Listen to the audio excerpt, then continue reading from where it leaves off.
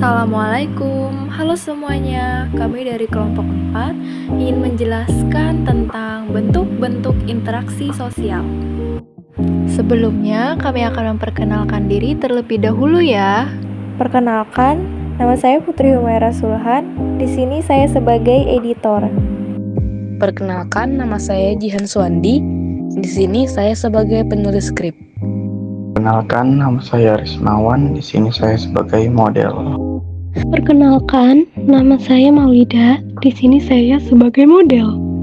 Perkenalkan, nama saya Eka Oktavian Ramadan. Di sini saya sebagai kameramen.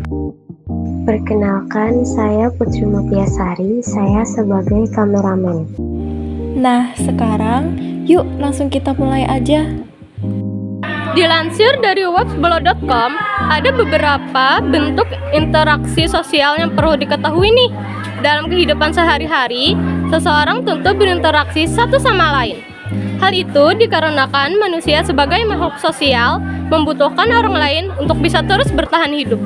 Secara umum, pengertian interaksi sosial adalah hubungan timbal balik antara individu dengan individu maupun kelompok atau kelompok dengan kelompok. Interaksi sosial itu bisa terjadi di mana saja teman-teman, termasuk di lingkungan sekitar kita dalam kehidupan sehari-hari. Interaksi sosial dibedakan menjadi dua, yakni ada interaksi sosial asosiatif dan disosiatif. Setiap jenis interaksi sosial tersebut mempunyai bentuknya sendiri. Apa saja sih bentuk-bentuk interaksi sosial, baik asosiatif maupun disosiatif? Yuk kita simak!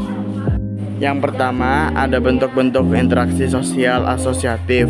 Interaksi sosial asosiatif adalah bentuk interaksi sosial positif yang mengarah pada kesatuan dan kerjasama.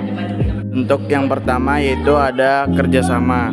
Kerjasama adalah suatu bentuk interaksi sosial di mana orang-orang atau kelompok-kelompok bekerja bersama-sama, saling tolong-menolong untuk mencapai suatu tujuan bersama.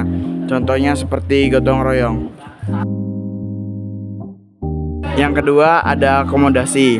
Akomodasi adalah suatu proses penyesuaian diri individu atau kelompok manusia yang semula saling bertentangan, kemudian berupaya mengatasi ketegangan. Tujuannya untuk mengurangi perbedaan pandangan dan pertentangan serta untuk mencegah terjadinya konflik. Akomodasi memiliki beberapa jenis, yaitu koersi, mediasi, konsiliasi, kompromi, dan lainnya. Yang ketiga adalah akulturasi. Akulturasi adalah penerimaan unsur-unsur baru untuk menjadi suatu kebudayaan baru tanpa menghilangkan unsur-unsur yang lama.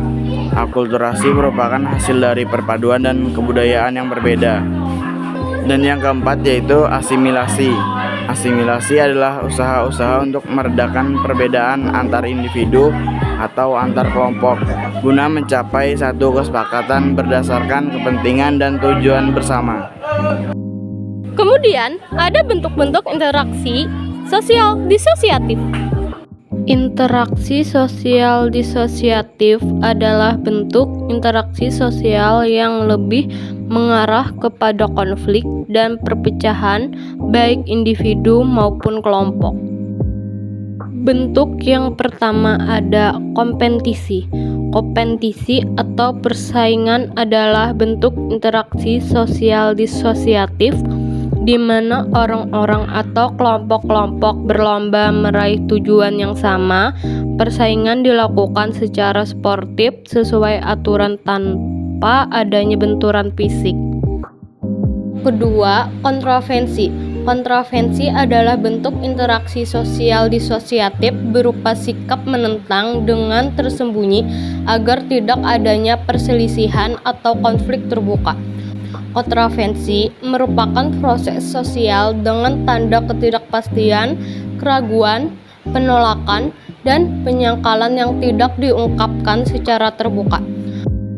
Ada beberapa macam-macam kontroversi, yaitu kontroversi umum, sederhana, intensif, rahasia, dan taktis. Ketiga ada konflik sosial. Konflik sosial atau pertikaian yakni bentuk interaksi sosial disosiatif yang terjadi karena perbedaan paham dan kepentingan antar individu atau kelompok. Adanya konflik ditandai dengan ancaman, kekerasan, dan kontak fisik antar pihak-pihak yang bertentangan. Sekian materi kelompok 4 yang dapat kami sampaikan. Semoga bermanfaat bagi kita semua. Assalamualaikum warahmatullahi wabarakatuh.